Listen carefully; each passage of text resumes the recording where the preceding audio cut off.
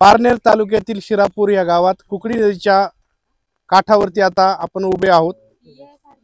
राहुल मनोहर निकम ह्या इसमाला या ठिकाणी जी नदीपात्रात जी विहीर आहे त्या विहिरीच्या मोटारीच्या दुरुस्तीसाठी पाठवलं गेलं होतं असं सांगण्यात येते गावकऱ्यांच्या आणि बाकीच्या लोकांच्या माध्यमातून।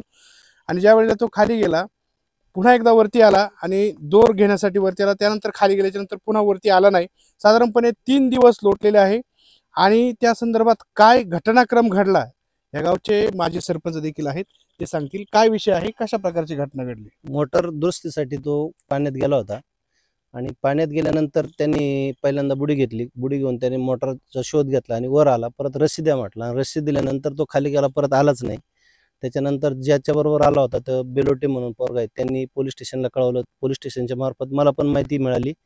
मग आम्ही त्या दिवशी पुण्याला होतो, मग इथं काल सकाळपासून आम्ही त्याचा आता शोध घेतोय, पण काही शोध मिळाला नाही, म्हणून आता चाललंय आम्ही सगळे ग्रामस्थ तिथले, त्यांचे समाजाचे काही लोक, आमचे काही लोक असे पाहतात, पण काही मिळालं नाही अजून। एनडीआरएफ संदर्भात तुम्ही काही आम्ही एनडीआरएफचे साठी पोलीस डिपार्टमेंटनी तहसील विभागाकडं त्यांचे तहसीलचे तलाठी मॅडम पण आल्या होत्या, त्यांनी पण माहिती मिळवली, पण ती काही लगेच नाही मिळाली। मग आम्ही खाजगी लोक बोलवलेत लोणावळ्यावरून, शिवदुर्ग टीम म्हणून अशी त्यांची एक टीम आहे, ते त्यांचा शोध घेतात। आता पाहू, चालू आहे त्यांचं कामकाज। नक्कीच आपल्याबरोबर बोलण्यासाठी राजेंद्रजी गावंडे देखील आहेत, ते देखील या ठिकाणी भेट देण्यासाठी आलेले आहेत। काय सांगाल? राहुरी तालुक्यातील पारनेर तालुक्यातील या ठिकाणी कुकडी नदीवर आम्ही या ठिकाणी आलेलो आहोत।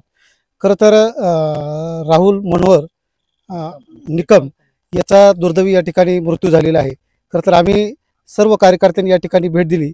ही आदिवासी समाजातील हा तरुण, एक होतकरू तरुण आज या ठिकाणी त्याचा दुःखद निधन झालेलं आहे। तो पाण्यामध्ये त्याचा बुडून मृत्यू झालेला आहे अशी प्राथमिकदर्शी या ठिकाणी माहिती मिळते। खरं तर सगळ्या कुटुंबाला, त्यांच्या नातेवाईकांना आज या ठिकाणी आम्ही येऊन या ठिकाणी भेटलेलो आहोत, त्यांचं सांत्वन देखील केलेलं आहे, परंतु हे सांत्वन होण्यासारखी परिस्थिती नाही। आज ह्या कुटुंबावर मोठा दुःखाचा डोंगर कोसळला आहे। एक घरातला करता माणूस या ठिकाणी निघून गेलेला आहे, म्हणून त्या कुटुंबावर दुःखाचा डोंगर कोसळलेला आहे। खरं तर प्रशासनाकडून जी मदत व्हायला पाहिजे ती मदत या ठिकाणी होत नाही असा कुटुंबियाच्या वतीनं त्यांनी आरोप आणि या ठिकाणी आमच्याकडे सांगितलेलं आहे।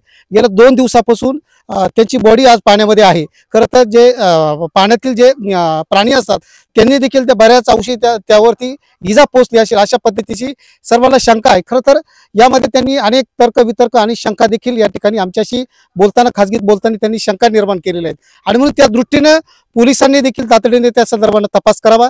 या ठिकाणचे जे SP असेल, कलेक्टर असेल, या सर्वांशी मी स्वतः व्यक्तिशः PSI शी देखील या संदर्भाने बोलणार आहे आणि त्या संदर्भातली व्यवस्थितपणाने चौकशी होऊन त्या कुटुंबाला न्याय मिळाला पाहिजे, त्याला आधार मिळाला पाहिजे, त्या कुटुंबाचं व्यवस्थितपणानं पुनर्वसन झालं पाहिजे ही आमच्या सर्वांची भावना आहे। त्या कुटुंबाला एकटं आम्ही सोडणार नाही, त्या कुटुंबाच्या आणि त्या परिवाराच्या पाठीशी आम्ही खंबीरपणाने उभं राहू, शेवटपर्यंत त्या कुटुंबाला न्याय मिळण्यासाठी आम्ही झगडत राहू। आणि म्हणून या ठिकाणी आम्ही पारनेर तालुक्यामध्ये आम्ही आलेलो आहोत, निश्चितपणाने या कुटुंबाला न्याय देऊ। कुटुंबाला माझी विनंती आहे, आपण घाबरून जाता कामा नये, आपण भयभीत होता कामा नये, आपल्या सर्वांच्या पाठीशी आम्ही या ठिकाणी अकोले तालुक्यातून आम्ही सर्वजण या ठिकाणी आलेलो आहोत। पारनेरच्या सर्व कार्यकर्त्यांशी आमचं बोलणं झालेलं आहे, ती सर्व मंडळी या ठिकाणी येणार आहे, आपल्याला निश्चितपणाने आधार देतील असे या ठिकाणी सूचित करतो।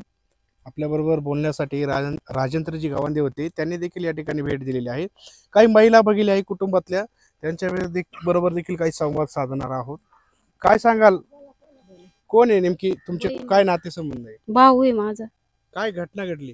म्हणजे तिथून घरून निघला होता, मम्मी आजारी होती मुफली, मग तिला दवाखान्यातून आणलं, रस्त्याने त्याला कोणतरी भेटलं तिथं, ते काहीतरी नाव घेत होतं, ते माझ्या लक्षात नाही त्याचं नाव।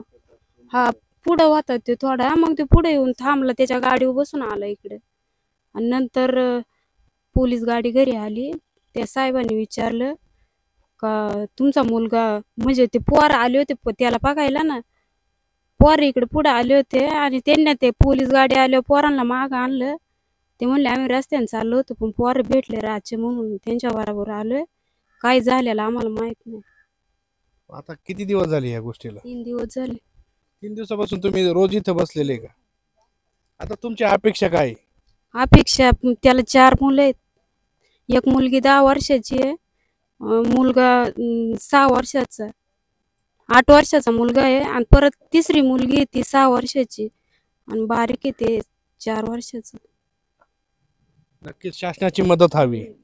मुलांसाठी काहीतरी आणि जो काय अन्याय झालाय, समजा आम्ही गरीब लोक आहेत, आमच्या पाठीमागे समजा तुम्ही साथ दिली, गावकऱ्यांनी दिली, पण असं आमचा निश्चय का ते म्हणजे जरी सापडला तर तो माणूस आमच्यापर्यंत घेऊन या. आणि जे काही त्याची लेकरं बाळ आहे, जे त्याच्या आई वडील सगळे आजारी खाते असून पण ते काम करतात, काम करून त्या लेकरांना घालतात आणि ते घालून पण नाही का म्हणजे पोचवितात. त्यांची आता अपेक्षा म्हणजे आम्ही एवढं तुम्हाला सांगू शकतो का ते जर त्यांना सापडले ती पोरगा आमचं, तर त्याच्यातलं फार एखादा जायचा जॉग आहे, म्हणजे एवढी परिस्थिती आहे. आणि कारण की आम्ही सगळे पवतोय आणि जे ते माणूस आहे तो जर सापडला, म्हणजे ते पोरगा जर सापडलं तर तो माणूस आमच्या समोर आणायचा.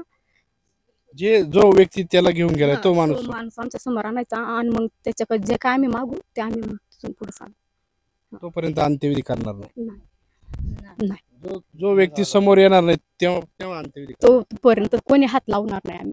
तो माणूस समोर आणीन, तो माणूस जे काय आम्हाला सांगन, जे आम्ही त्याला विचारतो, जे काय आम्हाला सांगन तेव्हा आम्ही त्याला हात लावू. नक्कीच.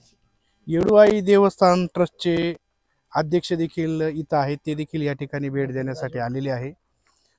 त्यांनी देखील या ठिकाणी भेट दिली. अकोले तालुक्यातून तुम्ही इथं आलेले आहात, भेट दिली, काय सांगाल? इथं आज आम्हाला सकाळी कळालं, आमचे शिवा साळुंकेचे पाहुणे आहेत तिथं. तो मुलगा एका शेतकऱ्याने मोटर दुरुस्त करण्यासाठी आणलेला होता. इथं दुरुस्तीसाठी आणलेला असताना त्याने पाण्यात बुडी मारली, तो परत वरच आला नाही. ती माहिती आम्हाला कळाल्यानंतर आम्ही आलो, त्या कुटुंबाची भेट घेतली, कुटुंबाचं सांत्वन केलं आणि त्यांना त्यांच्या दुःखात आम्हाला जे काही सहकार्य करता येईल ते करण्याचा प्रयत्न करतोय आम्ही. आणि हा जो काय त्याचा घातपात झाला आहे काय, आम्ही तपास यंत्रणेला सुद्धा आम्ही त्यांची चर्चा करून त्यांना वेगवेगळ्या इंटिमेशन देणार. नक्कीच. या ठिकाणी शिरापूर गावचे ग्रामस्थ, माजी सरपंच, त्याचबरोबर गावातील त्यांचे नातेवाईक असतील, घरातील सर्व लोक या ठिकाणी बसून गेले 3 दिवसापासून.